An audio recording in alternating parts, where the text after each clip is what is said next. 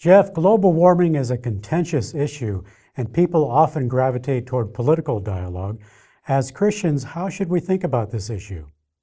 You know, I find your comment very interesting, Joe, because my experience has been when talking to people in the church is that very often I can predict their position on global warming or global climate change based on what their political leanings are. And that tells me that people are thinking primarily politically about it and not theologically about it.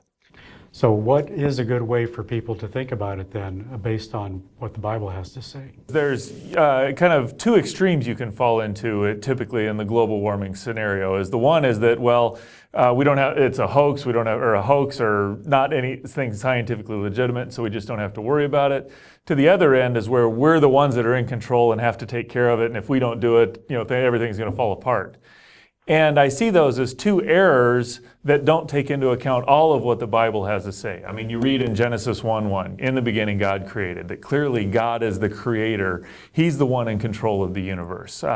You read passages like Isaiah 45:18, where he has designed earth specifically for humanity to be here. You read passages throughout the Old Testament, in the Psalms, and even into the New Testament in Colossians, where God is the sustainer of creation. He's the one holding all things together. You read passages about how God teaches us through creation. And so it's very clear that God is orchestrating a lot of what's going on in creation. And so you have to bear that in mind as you develop a position, that God is ultimately the one that's sovereign and in control. But if you take that too far, you end up saying, okay, God's going to do what he wants. It's irrelevant what I think and do. And I think that's one error you can make. But on the other side, God equally teaches us that we're to care for creation. In fact, Adam and Eve's first charge in the Garden of Eden was to be fruitful and multiply, fill the earth and rule over and subdue it. And so that requires taking care, understanding how it works, being careful how things are done.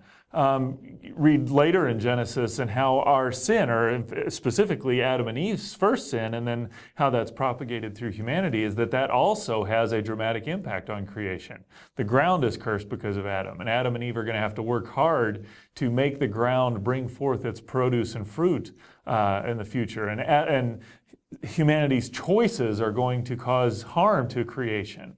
And so that also has to be balanced. But if you take that too far, that particular aspect too far, you get up to where you're kind of worshiping creation, or where it's all in our hands. And each of those are kind of out of bounds, or errors of taking things to an extreme rather than integrating those two ideas. It sounds like you're talking about balance. Would another word be stewardship?